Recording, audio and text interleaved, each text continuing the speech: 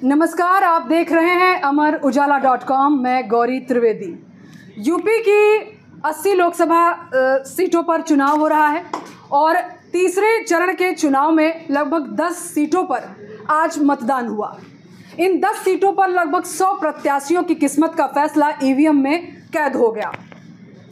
किधर है चुनावी समीकरण, किधर है जनता का रुझान और क्या है सियासी समर में उथल पुथल, और 13 मई को आगामी चरण में किस ओर है जनता का रुझान, इन सभी मुद्दों पर हमारे साथ विभिन्न पार्टियों से प्रवक्ता मौजूद है बात करने के लिए, और अमर उजाला टीम से हमारे वरिष्ठ पत्रकार साथी जो ग्राउंड पर उतरे हैं, जाने हैं चुनावी मुद्दे और जनता के स्थानीय मुद्दे। तो चलिए शुरुआत करते हैं और इस डिबेट को आगे बढ़ाने के लिए हमारे साथ हमारे वरिष्ठ पत्रकार अमित जी मौजूद हैं। सर आगे बढ़ाइए। धन्यवाद गौरी। चुनावी रंगमंच पर किरदार आज तय हो जाएंगे, किसका क्या रोल है। तीसरे चरण के इस चुनाव में बहुत उथल पुथल रहा, तमाम मंथन हुए और मंथन के बाद जो अमृत निकलेगा वो किसके हिस्से में गया ये तो 4 जून को पता चलेगा। लेकिन हम इन विशेषज्ञों की तरफ से ये जानेंगे कि पूरा सीन क्या बन रहा है, आज का क्या रहा और अगला चरण क्या तय करेगा। हमारे साथ हैं, मैं आपको लिए चलता हूँ, कांग्रेस से हैं सीपी राय जी। तो डॉक्टर साहब, आप क्या मानते हैं कि इस चुनाव में, पहले हम आज से बात शुरू करेंगे, आज आप लोगों ने सब जगह अपनी निगाह लगाई रखी होगी, आज का चुनाव क्या कह रहा है आपके नज़रिए से? देखिए, आज 93 सीट्स पर चुनाव हो रहा है। 94 में होना चाहिए था, एक सीट का चुनाव नहीं है जी। 93 सीट पर चुनाव, उसमें संभवतः 72 सीटें अकेले बीजेपी के पास थी। लेकिन 10 साल का समय बड़ा लंबा होता है। बीजेपी 10 साल सरकार चला चुकी है। 2 चुनाव बीजेपी ने जीते थे। पहला चुनाव जीता था बीजेपी ने, एक विनोद राय नाम के IAS थे जिन्होंने ये कहा कि पाताल से लेकर आसमान तक केवल भ्रष्टाचार होता है और कुछ नहीं होता है। फिर हाई कोर्ट में उन्होंने हलफनामा दे के माफ़ी भी मांगी है। एक भागा हुआ ड्राइवर है, उसको गांधी से बड़ा बनाया गया और उसने भी कुछ क्रांति करने की कोशिश की कि देश में क्रांति होगी, कोई बड़ा भ्रष्टाचार है, और फिर वो कहीं जाके कुंभकर्ण की नींद सो गया। उसके बाद उसको कोई भ्रष्टाचार, बेईमानी, लोकपाल कुछ नज़र नहीं आ रहा है। एक सलवार पहन के भागा था एक रात को और एक आदमी, उसने कहा कि 30 रुपये लीटर डीजल मिलेगा, पेट्रोल मिलेगा। तो एक ऐसा माहौल बनाया गया कांग्रेस सरकार के खिलाफ कि वो चुनाव उसके नाते जीता गया। 2019 आया, परिस्थितियां बदल गई, लेकिन अचानक 46 जवानों की कुर्बानी हो गई, उनको शहीद हो गए वो लोग। और वो कैसे शहीद हुए उसका कारण आज तक नहीं मालूम। हम लोग लगातार पूछ रहे हैं कि 300 किलो RDS कहाँ से आया, जवाब नहीं मिल पा रहा है। और दुनिया के इतिहास में, मैं इतिहास और राजनीति शास्त्र दोनों का विद्यार्थी हूँ, पहली बार ऐसा हुआ कि शहीदों की तस्वीरों को मंच पर लगा करके वोट मांगे गए, ये पहली बार हुआ। दूसरा चुनाव उसके नाते जीता गया।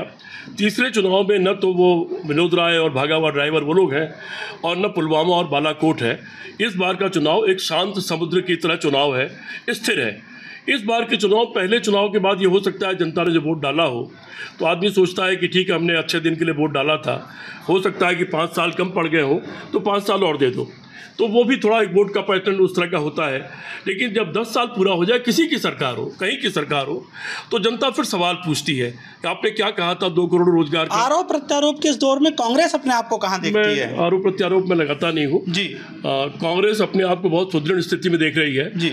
वो सारे सवाल कांग्रेस पार्टी ने किसी पर आरोप नहीं लगाया जी। अभी तक आप सारी बहस देख रहे होंगे, राहुल गांधी, खड़गे या प्रियंका गांधी, सभी लोगों की, कोई किसी पर आरोप नहीं लगा रहा। हम सिर्फ अपने न्याय की बात कर रहे हैं, युवा न्याय, नारी न्याय, श्रमिक न्याय और भागीदारी न्याय से लेके और लोकतंत्र को और संविधान को बचाने तक का हमने जो घोषणा पत्र जारी किया है, हम केवल उस पर बात कर रहे हैं। हम उसके अलावा कोई बात नहीं। भाजपा से संजय चौधरी जी, सीधा सवाल, पुलवामा को लेकर याद किया गया, शहीदों की शहादत पर सवाल, क्या कहना चाहेंगे? देखिए, मुझे लगता है जो लोग शहीदों की बात छोड़िए, राजनीति में मर गए लोगों की अस्थियां लेकर वोट मांगते हैं, वो अगर इस प्रकार के आरोप लगाते हैं तो निश्चित रूप से पता है कि वो मुद्दों के आधार पर कितने खोखले हैं। इन 10 सालों में भारतीय जनता पार्टी ने गरीबों के गांव की स्थिति में जो आमूलचूल परिवर्तन किए हैं, वो बताने के लिए पर्याप्त है कि भारतीय जनता पार्टी इस देश के फलक को बदल रही है। आम आदमी गांव से शहर क्यों आता है? उसे चाहिए अच्छी कानून व्यवस्था, उसे चाहिए घर के अंदर गैस, उसे चाहिए घर के अंदर आवास, उसे चाहिए शौचालय, उसे चाहिए आवास, उसे चाहिए वहाँ तक संचार की बेहतर सुविधाएं, उसे चाहिए मेडिकल का बीमा। अगर ये स्थिति गांव तक पहुंच रही है और उसके घर तक नल से जल पहुंच रहा है, तो ये बताने के लिए पर्याप्त है कि मूलभूत आधार पर देश के गरीब जो गांव और नीचे रहते हैं उनकी स्थिति में आमूलचूल परिवर्तन हुआ है। 25 करोड़ से ज़्यादा लोग गरीबी की रेखा से नीचे निकल कर आए हैं। देश आज दुनिया की 5वीं बड़ी अर्थव्यवस्था है। ये देश है जो 21,000 करोड़ से ज़्यादा अपने आयुधों का विदेश में निर्यात करता है। ये वो देश है कि अब इस देश के अंदर बम विस्फोट नहीं होते और विस्फोट करने वालों को घुसकर उन्हीं की मांद में दबा दिया जाता है। इस बदले भारत के लिए भारतीय जनता पार्टी वोट की अपील कर रही है और निश्चित रूप से बदलाव दिखेगा। जी धन्यवाद। वोट अनुराग भदौरिया जी, यहाँ आरोप प्रत्यारोप लगाए गए और भाजपा का दावा है, जैसा कि आपने कहा भी देखा संजय जी ने, विकास, उन्होंने न धर्म की बात की न जाति की बात की। क्या मानना है आपका? यही तो बात है, विकास का ही तो काम नहीं करते वो। विकास की बात कर रहे होते तो शायद आज इतनी परेशानी से उनको जोर लगा के बोलना थोड़ी पड़ता, विकास गिना देते। विकास इन्होंने कहा था हम आएंगे इस देश के अंदर में, सबसे पहले उनका मुद्दा क्या था? भ्रष्टाचार का। आज भ्रष्टाचार का आलम है कि भारतीय जनता पार्टी ने, जिन पर भ्रष्टाचार का आरोप भारतीय जनता पार्टी लगाती थी, जिनको कहती थी हम आएंगे तो इनको चक्की पिसवाएंगे, चक्की पिसिंग करते, उन सबको इन्होंने मंत्री बना दिया। तो भ्रष्टाचार का मतलब ही क्या रहेगा? इनकी भ्रष्टाचार कोई मतलब नहीं है। इनके पास तो ये है कि हमारे पास आ जाओ तो आप भ्रष्टाचारी नहीं हो, अगर आप दूसरे दल में रहोगे तो भ्रष्टाचारी हो। और परिवारवाद पे वोट मांगते थे। परिवारवाद का आलम ये हो गया कि इन्होंने सब परिवारवादी पार्टी उनके साथ ही सत्ता चला रहे हैं। जितनी परिवारवादी पार्टी, अपना दल के साथ उत्तर प्रदेश में निषाद पार्टी के पास है, राजभर जी के साथ है। अगर आप उधर चले जाइए तो अजीत पवार जी के साथ ये सत्ता चला रहे हैं, वहाँ सिंधे जी के साथ चला रहे हैं, चौटाला जी के साथ चला रहे हैं। फिर अनुराग ठाकुर के पिताजी भी चीफ मिनिस्टर थे। यहाँ जाएंगे तो राजनाथ सिंह से लेके कल्याण सिंह के बेटे, उनके पोते, कौन नहीं है। सवाल उठता है कि भारतीय जनता पार्टी ने गरीबी कहा था कि हम आएंगे तो इस देश को, जैसे अभी कह रहे हैं कि 5 ट्रिलियन इकोनॉमी हो गई। किसके लिए होगी 5 ट्रिलियन इकोनॉमी? मैं जानना चाहता हूँ। आपने तो देश के लोगों को 5 किलो चावल 5 किलो आटा में लगा 80 करोड़ लोगों के लिए। 5 ट्रिलियन इकोनॉमी कुछ धन्ना सेठों के लिए हुई है ना, उनके लिए कहाँ हुई जिनको आप रोजगार देने की बात करते थे? वो कहाँ हुआ? देश की आप उन्नति की बात करते हैं। 205 लाख करोड़ देश पे कर्जा हो गया। आप मुझसे इंटरव्यू ले रहे हैं, सर आपके ऊपर 1,40,000 कर्जा, आपको खुद नहीं पता है। आप घर से निकलते हैं 1,40,000 का कर्जा आपके सर के ऊपर में है। इसकी जिम्मेदारी का भारतीय जनता पार्टी लेगी? तीसरी महिलाओं की बात करती थी, महिलाओं का मां बोलने से डरते हैं। ये एम से महिला नहीं बोलेंगे, एम से इनको मीट दिखाई देगा, एम से इनको मछली दिखाई देगी, एम से लेकिन इनको महिला दिखाई नहीं देगी, महंगाई दिखाई नहीं देगी, मणिपुर दिखाई नहीं देगा। कमाल के भैया, इनका अपने हिसाब से करते हैं। महिलाओं के मणिपुर में जिस तरह से महिलाओं के साथ अत्याचार हुआ, क्या बोले ये? अभी यार आप उत्तर प्रदेश की बात करेंगे, बीएचयू घटना में कौन लोग शामिल थे? उस बच्चे के साथ अन्याय हुआ। हाथरस की बेटी क्या हुआ था? उन्नाव की बेटी के साथ क्या हुआ? कटवा की बेटी के साथ क्या हुआ? अंकिता भंडारी के साथ क्या हुआ? ये जवाब नहीं देते। और एक अभी रमन्ना आए हैं, रमन्ना के लिए तो वोट भी मांग रहे थे कि उनका वोट मतलब हमारा वोट। मतलब ये वो लोग हैं जो महिलाओं पर अत्याचार करते हैं, उनको टिकट भी देते हैं, उनके लिए वोट भी मांगते हैं, उनको बचाते भी हैं। ऐसे लोग आपने कभी देखा इस देश के अंदर में? जो लोग महिला के ऊपर माने बड़ी बड़ी लंबी लंबी बातें करते थे, उन्हीं पहलवान महिलाओं को रोड पे घसीटा गया। और सुनिए, 500 मीटर की दूरी पे सारे मंत्री रहते हैं। 500 मीटर दूरी पे जाओ, पहलवान महिला जो देश के लिए मेडल जीतती हैं, 500 मीटर की दूरी पे एक MP, एक सांसद, एक मंत्री निकल के नहीं आया कि उन महिलाओं के साथ खड़ा होता है। ये महिला की बात करेंगे आप? ये वो लोग हैं जो रटी रटाई बातें लास्ट 10 साल से गा रहे हैं। एक बार बताइए आप महंगाई पे बोलिए, आप क्या आज बताइए महंगाई दर क्या? बताइए आप क्या महंगाई दर, कहना चाहेंगे? दर क्या बताइए आप? देखिए, नहीं पूछे महंगाई दर क्या, पहले पूछ लीजिए। देखिए, यही इन मित्रों का अर्थशास्त्र है। देखिए जरा, हो गया। अब मेरा जवाब सुनिए।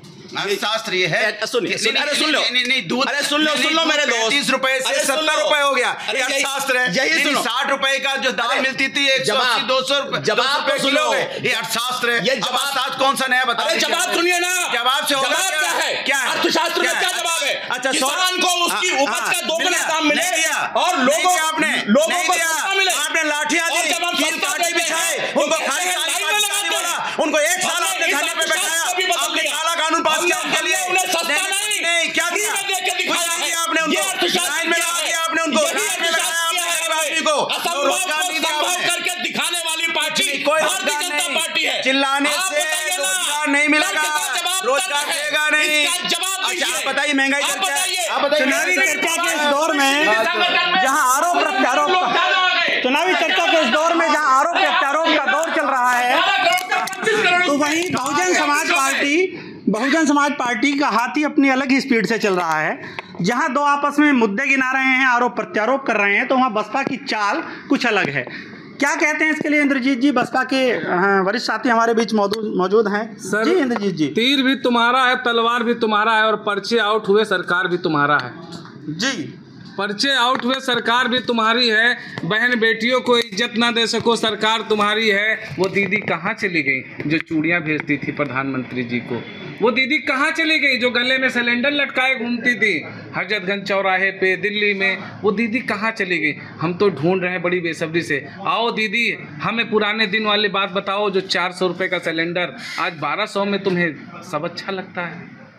बहुजन समाज पार्टी के बारे में कहा जाता है कि ये किसी का खेल बना रही है, किसी का बिगाड़ रही है, लेकिन अपना खुद का खेल बनाने के लिए बहुत मशक्कत करनी पड़ रही है। क्या सोचते हैं आप इस बारे में? देखिए, बहुजन समाज पार्टी एक विचारधारा है और बहुजन समाज पार्टी ने सभी को हक अधिकार की बात की है। बहुजन समाज पार्टी ने किसी एक समाज को लेकर नहीं चली है।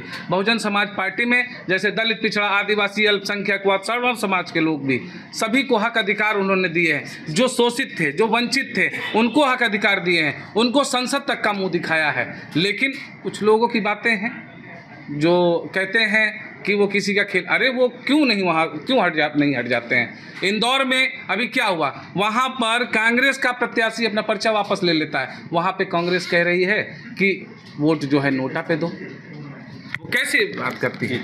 तीसरे चरण के चुनाव में समीकरण बहुत उलझे हैं। 10 सीटों पर ये 10 का दम है। किसकी झोली भरेगी, किसकी खाली रहेगी, इसकी कुछ नब्ज हम जरूर आज मापेंगे। महेंद्र जी हमारे बीच मौजूद हैं जो कई जगह गए हैं, देखा है हाल।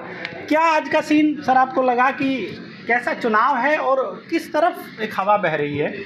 आज का चुनाव खास करके जो 3 प्रमुख सीट हैं 10 में, मैनपुरी, बदायूं, फिरोजाबाद, उन पर ज़्यादा फोकस है लोगों का। और यादव लैंड के ये हैं, मुलायम सिंह जी के परिवार से जुड़े लोग यहाँ चुनाव लड़ रहे हैं और इनमें ज़्यादातर सीटों पर भारतीय जनता पार्टी पहले थी, तो इस पर स्वाभाविक रूप से सबकी नज़र है कि बीजेपी कितनी सीटें इसमें खींच पाती है और कितना समाजवादी पार्टी या उसका जो गठबंधन है, कोलिशन है, उसमें कितना ले जाता है। सबकी नज़र मैनपुरी पर है, वो समाजवादी पार्टी के पास थी। फिरोजाबाद में अक्षय यादव चुनाव लड़ रहे हैं। कन्नौज में यहाँ शिवपाल जी के बेटे चुनाव लड़ रहे हैं। तो इन सीटों पर सबकी नज़र है और स्वाभाविक रूप से त्रिकोणीय और आमने सामने के मुकाबले सभी जगह दिख रहे हैं। जो आज तक इनपुट आया है अभी तक, उसकी ये तस्वीर आ रही है। जी अभिषेक जी, कैसा चुनाव आपको लग रहा है? आपने कारोबार के नज़रिए से चुनाव को देखा, युवाओं के नज़रिए से देखा, आज के चुनाव में क्या इसका आपको सीन नज़र आया? मैं अभी सेंट्रल ईस्ट यूपी की बात करूं, जहां से मैं लौट करके आया हूं, तो यहाँ पर मतदाता थोड़ा सा कंफ्यूज है और साइलेंट है।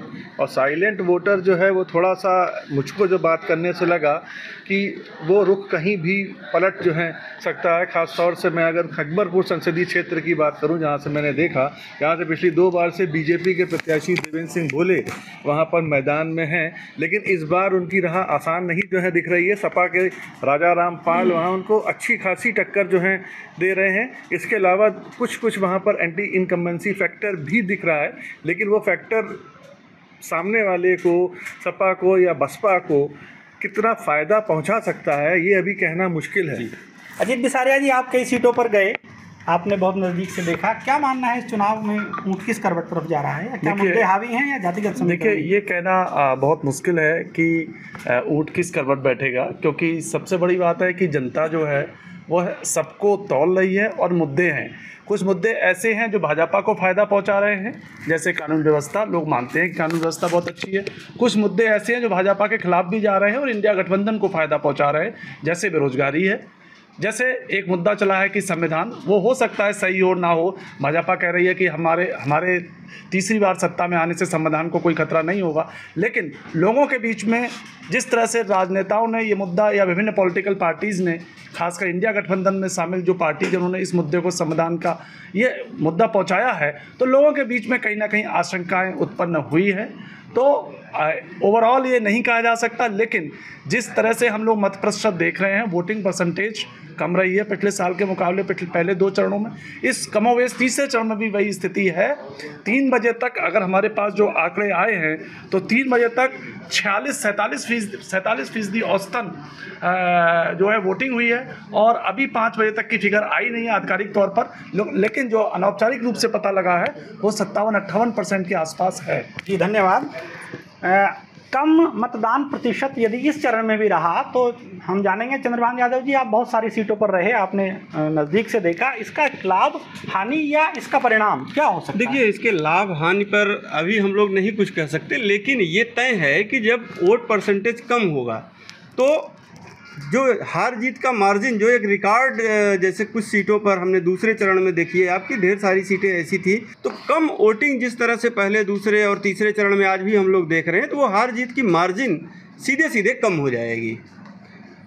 इस हार जीत की मार्जिन के कम होने के बाद ऊँट किस करवट बैठेगा ये तो वक्त ही बताएगा। जी धन्यवाद। मैं खुद भी कई सीटों पर गया, कई सीटों पर मुद्दे नदारत थे, सीधा जातिगत समीकरण पर चुनाव था। और इस चरण में ये भी खास बात थी कि कई सीटों पर प्रत्याशियों से भी लोग नाराज़ थे।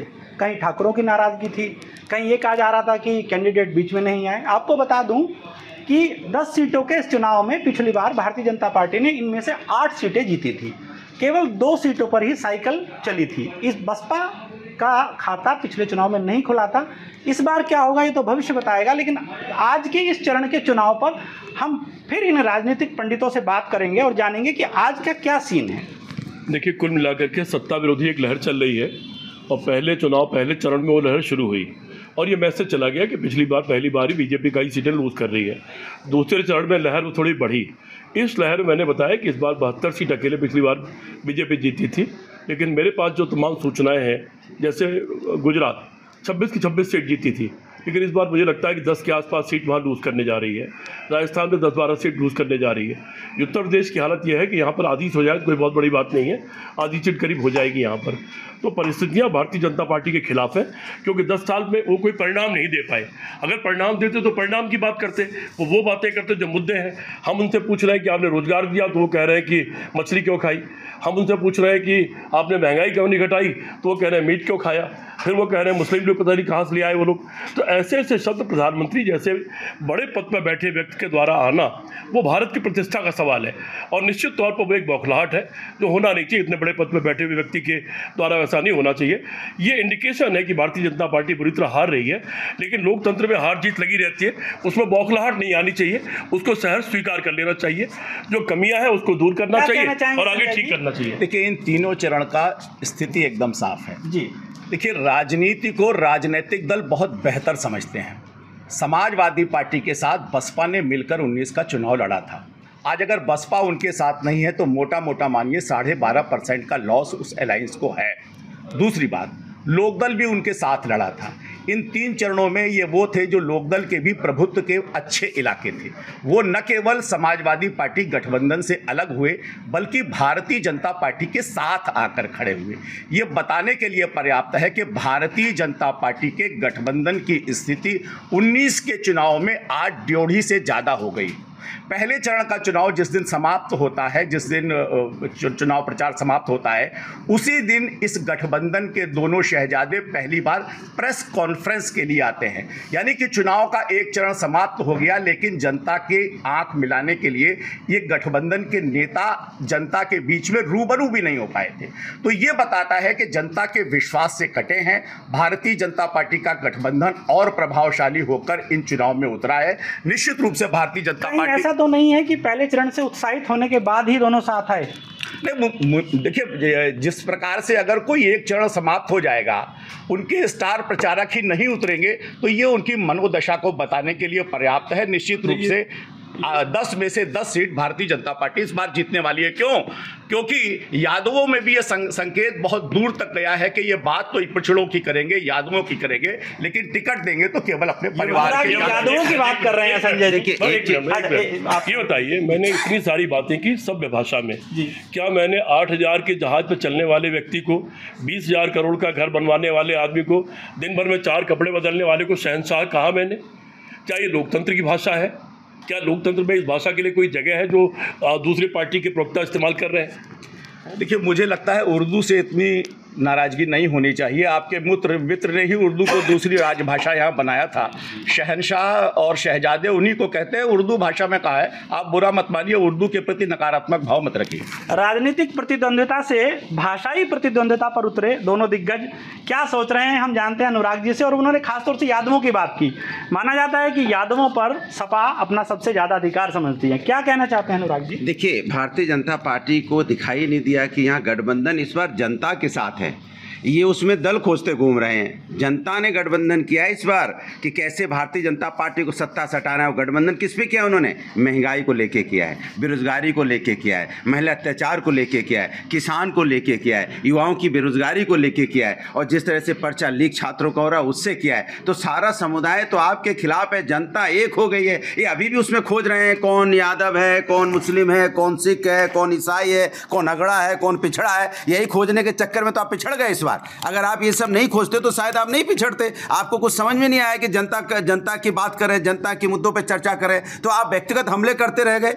किसी को शहजादे, किसी को साहबजादे। अगर इससे उतर के अगर आपने जनता के बारे में सोचा होता, जनता के मुद्दों पे बात की होती, जनता की समस्या को समझा होता, जनता की समस्या का निवारण किया होता, तो शायद आज आपको राजनीति में जब चुनाव चरण जैसे तीसरा चरण खत्म होता जा रहा है, जैसे भारतीय जनता पार्टी के नेता बौखला जा रहे हैं, मंगलसूत्र तक पहुंच गए। सोचो आप, मंगलसूत्र की बात करना मतलब इसका मतलब क्या होता है? ये वो लोग हैं जब 28,000 यहाँ पे सोना होता था, 28,000 तोला होता था सोना, आज 80 पार कर गया है। तो किसने छीना? जरा बता दीजिए आप। हम आपसे पूछना चाहते हैं। ये पूछ रही ना महिलाएं ये भी पूछ रही कि हमारे घर में जो पैसा हम बचा के रखते थे, आपने नोटबंदी से बाहर निकाल के जमा कर दिया और झूठ बोल के हमसे बोला था कि हम आतंकवाद खत्म हो जाएगा और यहाँ काला धन खत्म हो जाएगा। आज भी काला धन मिल रहा है, जहां देखिए वहां काला धन मिल जाता है। तो आपकी सरकार फैलेगी नहीं, और फिर हल्ला मचा देगी, देखिए उनके घर काला धन मिल गया। अरे ये नहीं कह रहे कि मैं फेल हो गया, हम बुरी तरह फैल हो गए, काला धन हमने कहा था खत्म कर देंगे, हम बैंक में जमा हो गया, फिर आ कहां से गया? तो ये शंका भारतीय जनता पार्टी के ऊपर हो रही है कि भारतीय जनता पार्टी आखिर देश के साथ,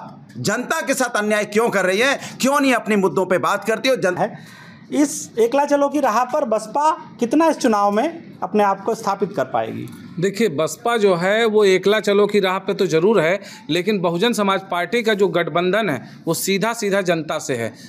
जनता के काम करती है बहुजन समाज पार्टी। ना परिवारवाद तो बिल्कुल नहीं करती, जैसा समाजवादी वैसे भाजपा। दो, एक जनता के लिए सांपनाथ है तो दूसरी नागनाथ है। और फिर हल्ला मचा देगी, देखिए उनके घर काला धन मिल गया। अरे ये नहीं कह रहे कि मैं फेल हो गया, हम बुरी तरह फेल हो गए, काला धन हमने कहा था खत्म कर देंगे, हम बैंक में जमा हो गया, फिर आ कहां से गया?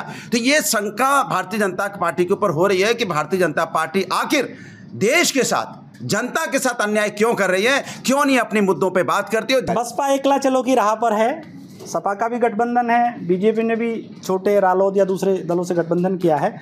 इस एकला चलो की राह पर बसपा कितना इस चुनाव में अपने आप को स्थापित कर पाएगी? देखिए, बसपा जो है वो एकला चलो की राह पे तो ज़रूर है, लेकिन बहुजन समाज पार्टी का जो गठबंधन है वो सीधा सीधा जनता से है। जनता के काम करती है बहुजन समाज पार्टी। ना परिवारवाद तो बिल्कुल नहीं करती, जैसा समाजवादी वैसे भाजपा। दो, एक जनता के लिए सांपनाथ है तो दूसरी नागनाथ है। वो परिवारवाद के विषय में बात करते हैं। एक अब सबका साथ सबका विकास, लेकिन उनका ये कहना नहीं है।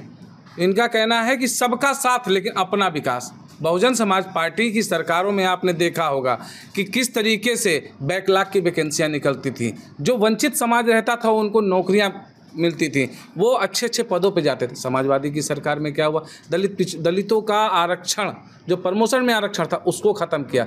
भारतीय जनता पार्टी से वैसे भी दलित पिछड़ा कोई बहुत ज़्यादा उम्मीद नहीं करता है, क्योंकि वो तो साफ एंटी हैं। लेकिन समाजवादी भी कहीं ना कहीं बहुत बड़ी जिम्मेदार है इनको पीछे करने के लिए। उनको 50 साल पीछे किया। परिवारवाद की है। हाँ, लेकिन भूल जाते हैं कि आनंद कौन है, क्या लगते हैं रिश्ते में, जरा हमें बता दीजिए। आप नहीं दिखाई पड़े, आप इतना मेहनत करते हो। तो भारतीय जनता पार्टी और बीएसपी में कोई अंतर नहीं है। आजकल इनके अपने आप सिस्टम चल रहा है। 5 ही टिकट है। अब इसका क्या बताएं, इसीलिए 5 टिकट है, वो भी परिवार से है। आकाश आनंद जी की भैया बात कर रहे हैं। आप बताइए, अब इसमें मैं बोलने की जरूरत नहीं, चूंकि बीएसपी तो है ही नहीं कहीं, तो उस पर चर्चा बेकार ही आप कर रहे हो। दिक्कत तो ये है, वो लड़ ही कहाँ रहे हैं, वो तो अपने हिसाब से लड़ रहे हैं। उनको मुद्दे देखिए, नहीं लड़ नहीं रहे हैं तो क्या कर रहे हैं, चुनावी रण में उतरे हैं, टिकट घोषित हुए हैं, प्रत्याशी अब वो कैसे घोषित हुए आप भी जानते हो, हम भी जानते हैं। नहीं, वो आप अच्छी तरह जानते हो, इसलिए उसको रहने दो। सवाल यह है कि जनता सब जानती है। जनता से छुपा कुछ नहीं है। अगर जनता सब नहीं जानती तो आज भारतीय जनता पार्टी इतनी बौखलाती क्यों हो? जहाँ 400 पार की बात करती थी, अब 4 बोलने में लड़खड़ाने लगती आती है। अब 4 बोलती है तो लड़खड़ाती है, और फिर जोर लगाते बगल वाले कहते बोलो बोलो बोलो बोलो, हाँ 400 बोलो बोलो, फिर चा पे रुक जा रहे हैं। मतलब उनको समझ में आ गया है कि अब उनका मामला खत्म हो चुका है। जनता ने अपने हाथ में ले लिया है कि जनता की सरकार आ रही है, और ये भारतीय जनता पार्टी जो धन्ना सेठों की सरकार, ये जा रही है। तीसरे चरण का चुनाव आज खत्म हो चुका है। चौथे चरण में 13 सीटों पर मतदान होना है। इन 13 सीटों पर भी मशक्क़त बहुत तगड़ी है, मुकाबले नज़दीकी रहेंगे। हम जानते हैं कि इन मुकाबलों में कहाँ किसका पलड़ा भारी रह सकता है, कहाँ किसकी गाड़ी पीछे खींच रही है, किसकी आगे चल रही है। अभिषेक जी, आप लौटे हैं इस चरण से, तो क्या आपने मौसमी मिजाज जाना, जरा बताइए। देखिए, जहाँ पर भी मैं गया हूँ वहाँ पर पूरा का पूरा चुनाव, एक तो चुनावी माहौल जैसा कुछ है नहीं। पहली बात तो ये चीज़ है। मतदाता बड़ा खामोश है। विकास से ज़्यादा जातियाँ और जातिगत वोट और जातिगत वोटरों पर ही जो है प्रत्याशियों का सारा फोकस है। विकास जैसी चीज़ किसी भी दल में मैंने नहीं देखी कि उसने कि जो कोई भी पार्टी ऐसी हो या कोई भी प्रत्याशी ऐसा हो जिसने स्थानीय मुद्दों पर को लेकर के चुनावी मैदान में खड़ा हो। उसका सारा फोकस ये है कि मेरी जाति के वोट कैसे हैं, मुस्लिम कहाँ कितना है, ब्राह्मण कहाँ कितना है, पासी कहाँ कितना है, कश्यप कहाँ कितना है, एससी कहाँ कितना है, ओबीसी कहाँ कितना है। लेकिन इसके विपरीत जब मैंने देखा है, कुछ क्षेत्रों में गया, वहाँ पर युवाओं से जब मैंने बात की तो युवाओं के अंदर एक बड़ा बदलाव देखने को मिला। जब उनसे मैंने बात की, खासतौर जो फर्स्ट टाइम वोटर हैं या जो दूसरी बार वोट जो हैं दे रहे हैं, उनका कहना ये है कि हम जाति को देख करके वोट नहीं देंगे। हमें वोट हम उस प्रत्याशी को या उस पार्टी को देंगे जो हमें नौकरी दे, जो हमें स्थायित्व का भाव दे, जो हमें, उन्होंने यहाँ तक कहा कुछ ने कि हमें मुफ्त में राशन नहीं चाहिए, हमें नौकरी चाहिए। आप हमें दीजिए नौकरी, हम अपना परिवार, अपना घर खुद पाल लेंगे। लेकिन दूसरी तरफ तमाम उस तरह के भी लोग थे या फिर जो है युवा थे जिनके अंदर राम मंदिर की को लेकर के भी एक भावना है। उनका कहना है कि भारतीय जनता पार्टी ने हमारी भारतीय संस्कृति को अंतर्राष्ट्रीय स्तर पर स्थापित किया है। जो हमारे अंदर एक गौरव की भावना थी वो भी वो लाए हैं। तो कुल मिला के ये जो एक मिला जुला जो असर युवाओं के अंदर देखने को मिला, चाहे वो विकास को लेकर के हो, रोज़गार को लेकर के हो, स्वास्थ्य को लेकर के हो, सेहत को लेकर के हो, वो एक जो है चेंज है जो शायद आने वाली राजनीति में हो सकता है, इस चुनाव में ना सही लेकिन नेक्स्ट जो भी होंगे उसमें काफ़ी बड़ा परिवर्तन देखने को मिलेगा। जी मैन जी, क्या कहना है कि मुद्दों पर चुनाव रहा या तीसरा चरण भी हमारा जातिगत, धार्मिक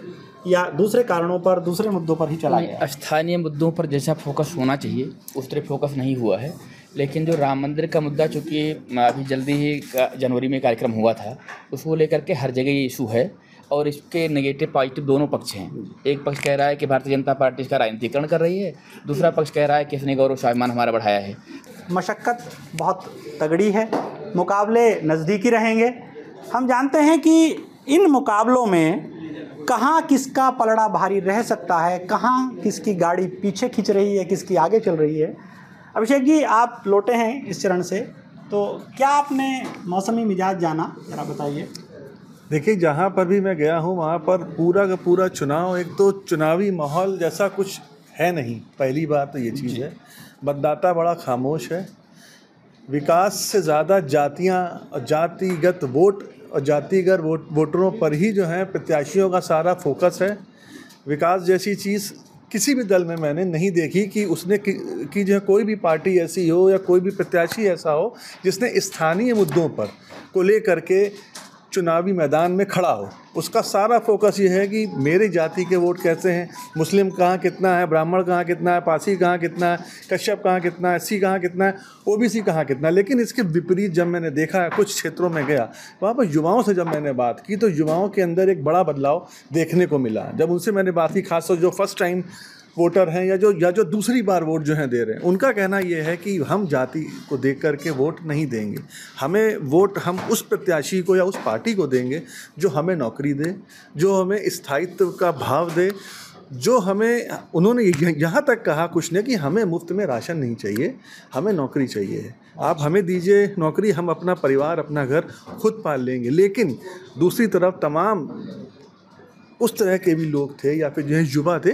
जिनके अंदर राम मंदिर की को लेकर के भी एक भावना है। उनका कहना है कि भारतीय जनता पार्टी ने हमारी भारतीय संस्कृति को अंतर्राष्ट्रीय स्तर पर स्थापित किया है, जो हमारे अंदर एक गौरव की भावना थी वो भी वो लाए हैं। तो कुल मिला के ये जो एक मिला जुला जो असर युवाओं के अंदर देखने को मिला, चाहे वो विकास को लेकर के हो, रोज़गार को लेकर के हो, स्वास्थ्य को लेकर के हो, सेहत को लेकर के हो, वो एक जो है चेंज है जो शायद आने वाली राजनीति में हो सकता है, इस चुनाव में ना सही लेकिन नेक्स्ट जो भी होंगे उसमें काफ़ी बड़ा परिवर्तन देखने को मिलेगा। जी मैम जी, क्या कहना है कि मुद्दों पर चुनाव रहा या तीसरा चरण भी हमारा जातिगत, धार्मिक या दूसरे कारणों पर, दूसरे मुद्दों पर ही चला गया? स्थानीय मुद्दों पर जैसा फोकस होना चाहिए उस तरह फोकस नहीं हुआ है, लेकिन जो राम मंदिर का मुद्दा, चूँकि अभी जल्दी ही जनवरी में कार्यक्रम हुआ था, उसको लेकर के हर जगह ये इशू है और इसके नेगेटिव पॉजिटिव दोनों पक्ष हैं।